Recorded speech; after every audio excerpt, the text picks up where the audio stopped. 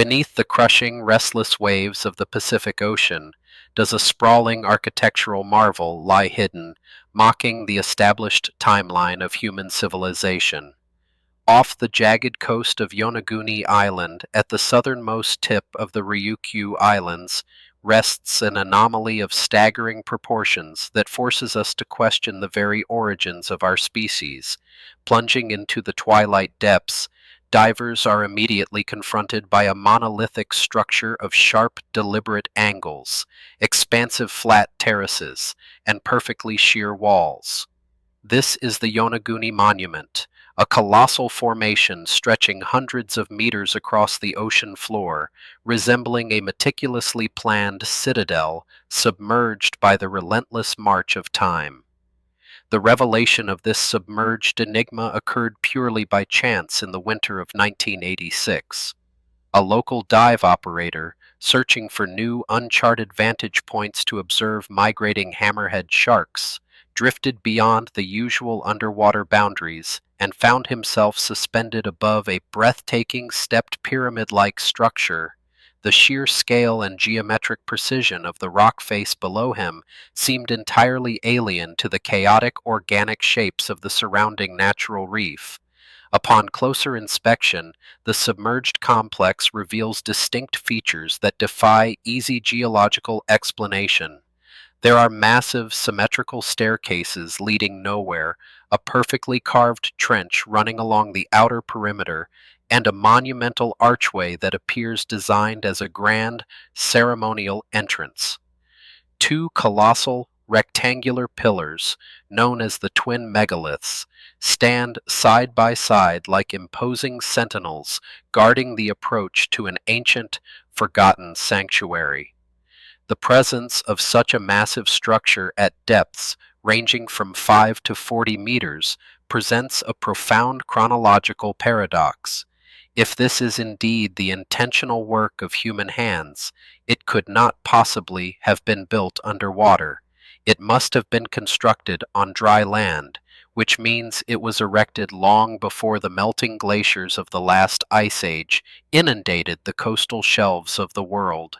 Driven by the sheer impossibility of the site, marine geologist Masaki Kimura of the University of the Ryukyus dedicated his career to deciphering this submerged riddle. Over decades of meticulous underwater surveying, battling treacherous currents, he mapped every contour, every sheer drop, and every right angle of the formation.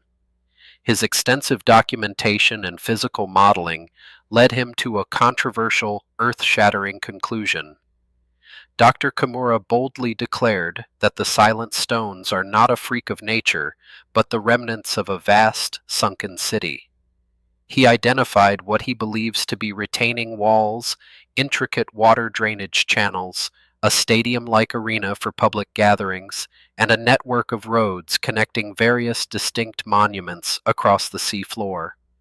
His detailed topographical models paint a vivid picture of a highly organized, sophisticated metropolis swallowed by the sea. If this staggering hypothesis holds true, it completely shatters the foundational understanding of ancient Japan. The conventional historical narrative dictates that the inhabitants of the Japanese archipelago during the Paleolithic and early Jomon periods were simple hunter-gatherers, utterly incapable of engineering monumental stone architecture. A drowned urban center here suggests a lost chapter of advanced civilization, erased by a cataclysmic deluge long before recorded history began. To find a time when the colossal terraces stood proudly above the waves, one must wind the geological clock back more than 10 millennia. During the peak of the last ice age, global sea levels were nearly 120 meters lower than they are today. This dramatic temporal shift places the potential construction of the monument around 10,000 BCE, rendering it thousands of years older than the Great Pyramids of Egypt or the megaliths of Stonehenge. This ancient epic transformed the geography of the planet, exposing vast tracts of land that now form the continental shelves. The Ryukyu Islands were likely part of a continuous, sprawling land bridge connecting Japan directly to the Asian mainland. This exposed geography offered a fertile coastal plain where an early, advanced maritime culture could have easily flourished, utilizing the ocean for trade and sustenance. As the global climate rapidly warmed and the massive continental glaciers retreated, the oceans rose with devastating speed. These vital coastal hubs, positioned on the lowest elevations of the exposed land bridge, would have been the very first regions to be consumed by the rising tides. The inhabitants would have been forced to flee inland, leaving their monumental achievements to the mercy of the deep. Yet, the mainstream scientific establishment remains deeply divided, with many geologists offering a fiercely opposing, naturalistic perspective. They argue that the monument is merely a masterpiece of natural erosion, sculpted not by ancient artisans, but by the relentless, blind forces of tectonics and ocean currents. The bedrock of Yonaguni is composed of fine sandstones and mudstones, sedimentary rocks that have a known tendency to fracture along perfectly straight fault lines. The region surrounding the islands is one of the most seismically active zones on Earth, subjected to countless violent earthquakes over millions of years. Proponents of the natural theory suggest that these intense subterranean tremors caused the brittle sedimentary rock to shear off in massive rectangular blocks. This natural cleaving process creates the illusion of deliberate architectural design where none actually exists. Over immense stretches of time, the aggressive, swirling currents of the Kuroshio, the powerful ocean river sweeping past Taiwan and Japan, scoured the loose debris away.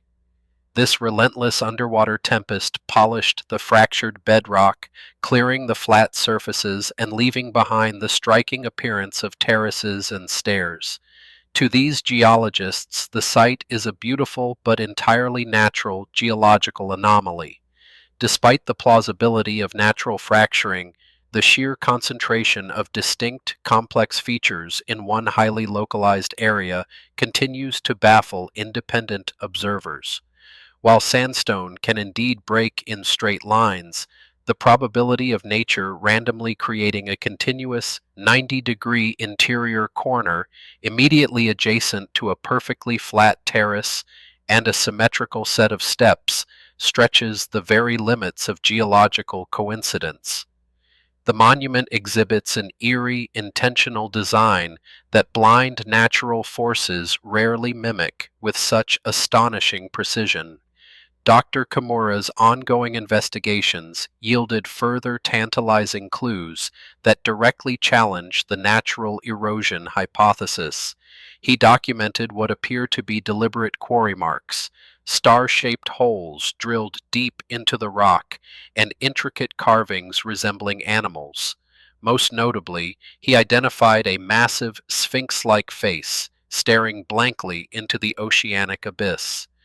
These anomalous details, if definitively verified as artificial, would completely dismantle the natural formation theory. A compelling middle ground has emerged in the fierce academic debate, suggesting the site is a complex hybrid of nature and human ingenuity. This terraforming theory posits that a naturally occurring, striking geological formation was discovered by an ancient coastal people who then modified and carved the rock to serve as a ceremonial center, a coastal fortress, or a sacred temple. They utilized the existing flat plains and sharp drops, enhancing them with carved stairs and pathways. This concept of modifying natural landscapes aligns perfectly with the animistic traditions deeply rooted in the prehistory of ancient Japan. The early cultures of the region often revered striking natural formations as the dwelling places of powerful spirits, or kami. It is entirely plausible that an awe-inspiring, naturally terraced rock formation on the coast would have been adopted, worshipped, and subtly altered by the spiritual ancestors of the late Ice Age. The intense resistance to accepting the Yonaguni Monument as even a partially man-made structure stems from the profound consequences it carries for established archaeology. Recognizing a complex, megalithic civilization dating back to the end of the Pleistocene epoch requires a total, uncomfortable rewrite of human history.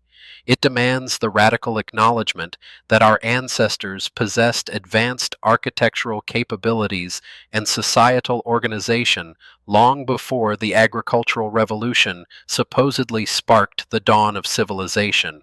The submerged enigma off the Japanese coast does not exist in isolation, but powerfully echoes a global pattern of underwater anomalies and pervasive flood myths. From the sunken ruins off the coast of India in the Gulf of Cambay to the enduring universal legends of Atlantis, Mu, and Lemuria, the collective human memory is haunted by tales of great civilizations swallowed by the sea. The monument serves as a tangible, physical anchor to these widespread ancient narratives. Unlocking the ultimate truth of the site is severely hindered by the extreme logistical challenges of underwater archaeology. The monument lies in a volatile environment deeply hostile to delicate, precise excavation. The treacherous currents that constantly sweep across the rock face, combined with the frequent violent typhoons that batter the Ryukyu Islands, make sustained scientific study incredibly dangerous. The ocean fiercely and jealously guards its ancient secrets. Further complicating the investigation is the complete, frustrating absence of loose archaeological artifacts. No pottery shards, no stone tools, and no human remains have been definitively linked to the structure. Skeptics point to this glaring lack of cultural debris as absolute proof of natural origin. They argue that a true city would leave behind a massive footprint of daily life. However, if the site has been scoured by the powerful Kuroshio current for 10,000 years, it is highly likely that any lightweight, portable artifacts were swept away millennia ago. Only the immovable monolithic bedrock would remain to bear witness to the past. Expecting to find fragile pottery on a rock face subjected to 10 millennia of oceanic storms is an unrealistic archaeological standard. The rich, vibrant folklore of the Ryukyu Islands offers an intriguing alternative lens through which to view the submerged terraces. Local mythology is replete with tales of Nirai Kanai, a mythical utopian realm located far across the ocean, or sometimes deep beneath it, from which all life, knowledge, and wealth originated. Could these ancient legends be the fragmented oral memory of a real coastal civilization that was lost to the rising tides? If the silent stones of Yonaguni were indeed carved or even modified by human hands, we must confront a profoundly humbling reality. The linear narrative of human progress, moving slowly and steadily from primitive caves to advanced cities, is fundamentally flawed. It suggests a cyclical nature of civilization, where great heights of architectural and societal achievement can be entirely erased by planetary cataclysms, leaving only enigmatic ruins for future ages to puzzle over. The colossal terraces continue to endure the relentless battering of the Pacific, standing as a monumental litmus test for our willingness to challenge scientific dogma. The site forces us to stare directly into the abyss of deep time and question the absolute certainty of our historical textbooks. The echoes of a forgotten world resonate against the sheer, submerged walls, demanding to be heard and understood. Whether a breathtaking masterpiece of tectonic violence or the drowned, majestic citadel of a lost Ice Age culture, the Yonaguni Monument remains one of the most profound mysteries of the ancient world. It is a shadowy, imposing reminder of how much of our planet's past is still concealed beneath the waves, waiting for the brave, the curious, and the relentless to finally uncover the truth. The deep holds its breath, and the enigma remains unbroken.